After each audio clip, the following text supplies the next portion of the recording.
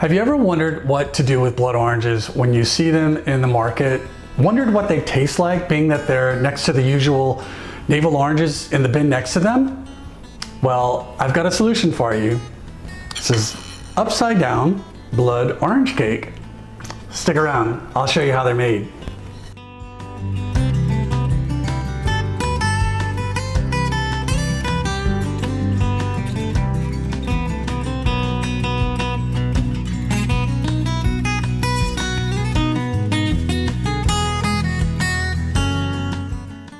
Blood oranges aren't anything new. They've been around for a really long time, but they're rare and can be difficult to find. They get their red color from the cooler months of the year overnight when the temperatures drop. No two will be the same. Their taste is closer to a grapefruit than a slice of a navel orange. When you slice into them, you'll get anywhere from a dark maroon color to pink colored flesh. This recipe is easily adaptable to most any citrus fruit you like. Lemons would be great for this, or you can do a combination of different citrus fruit and it would probably be really stunning. My friend Phil asked that I put this video together, and so here it is. Before we get started, I'd really appreciate it if you click on the like button and also subscribe to this channel. Click on the little bell to get a notification when I post a new video. Measure out all of your ingredients to have them all at the ready. You'll want to have most of your ingredients at room temperature. First, we're going to prepare a baking pan. I'll be using a 9-inch springform pan, but if you don't have one, you can use a 9-inch baking pan.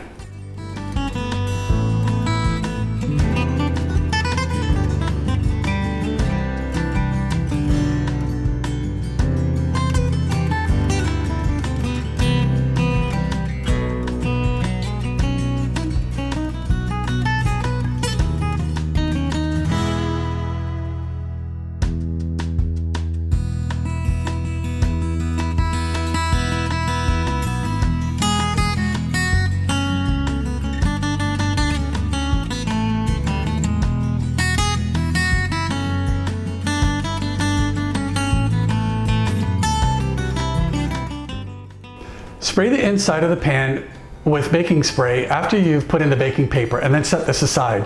Preheat the oven to 350 degrees Fahrenheit or 176 degrees Celsius. Slice the oranges and zest another, and then get the juice from that one. In a medium saucepan on medium heat, add in the butter and allow it to melt a little before adding in the sugar.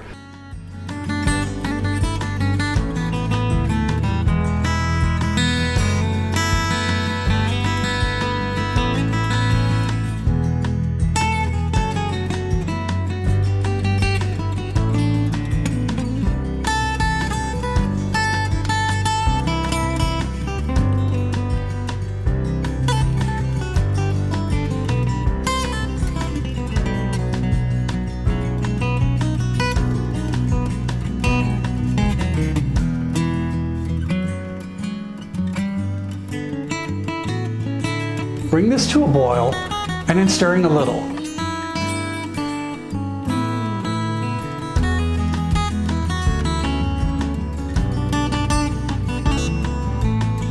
The sauce will be ready in about 5 to 6 minutes when you see bubbles start coming from the center of the mixture.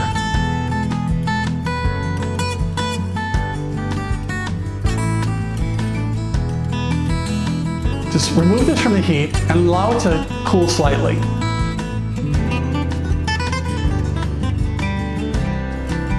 Pour the sauce into the prepared baking pan and then place the orange slices in next. Overlapping is fine, as the oranges tend to shrink a little when they're baked. Set this aside.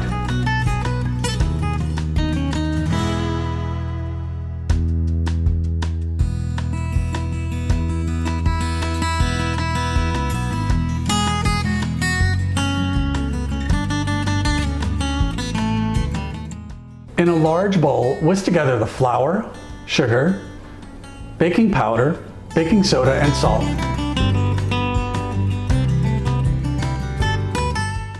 Add in the eggs,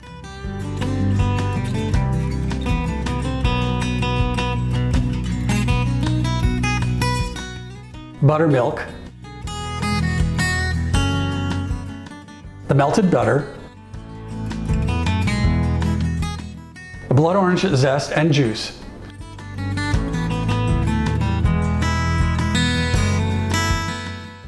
Stir to mix together.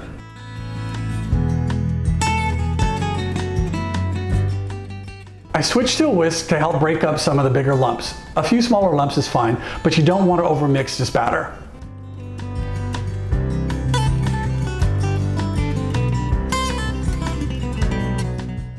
Pour the batter over the orange slices in the baking pan and place the pan in a foil-lined baking tray to catch any of the juices that might spill out during baking.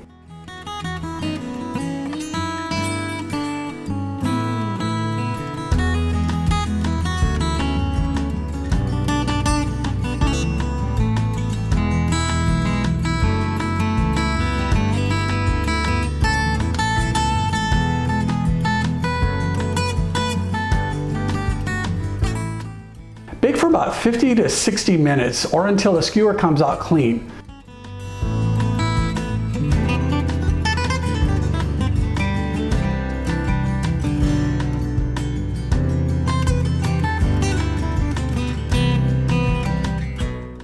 Start checking around 45 minutes.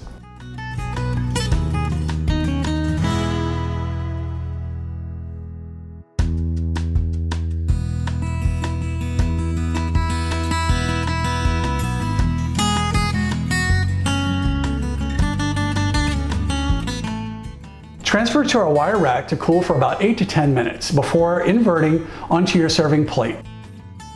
Do this carefully as liquid sugar is extremely hot and it will leave a nasty burn.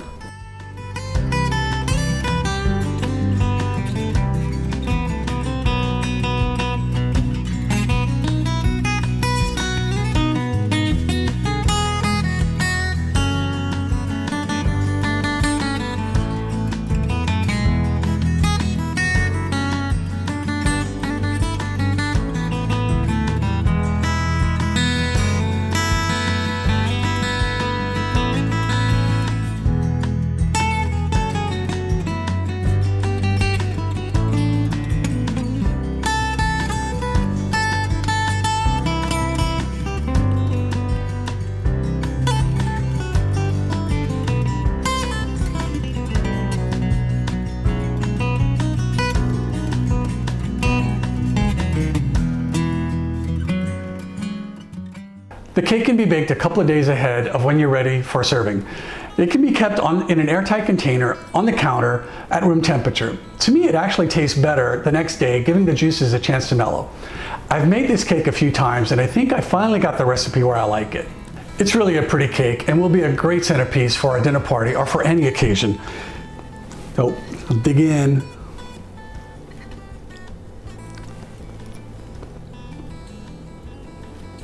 It's a slightly bitter orange, flavors that come through, and then also that tartness from the buttermilk. It really makes this cake very special.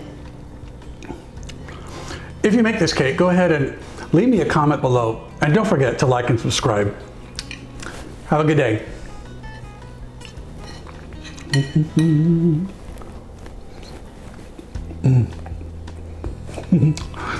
So good.